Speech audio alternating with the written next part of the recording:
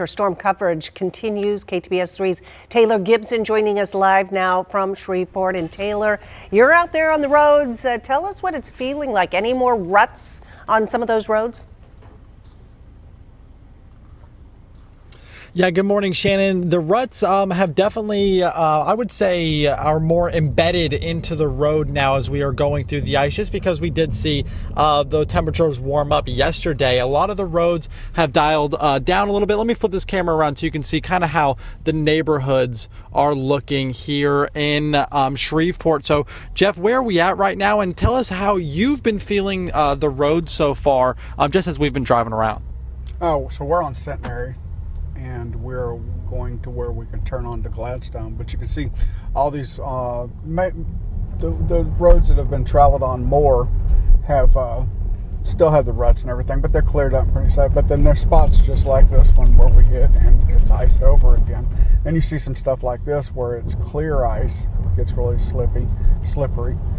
But all night, I was up last night doing this, watching these things thaw out, but there were several spots that were going to refreeze, and sure enough, they did. Makes them even more treacherous, I think. I agree. Treacherous is the word, Shannon, I would use really describing these roadways, because when you think about the way that we're going to have to handle driving today, sometimes the roads, like when you're looking at it right now, they're kind of cleared up, but then just seconds later you can be hitting an ice patch like this. And so making sure that even though some of the roadways look good, you are still driving slow, you're still driving safe, because excuse me, I just had a hiccup, because out of anywhere, you could just then drive in and stop at a giant ice patch like this, where you guys are going to have to slow down significantly. And so you don't want to have a situation where you're going 50, 45 miles per hour and it's good in one area, and then the moment you make a slight turn, you see a giant pile of ice like how we're seeing right here in front of us. So just making sure we're keeping things slow today,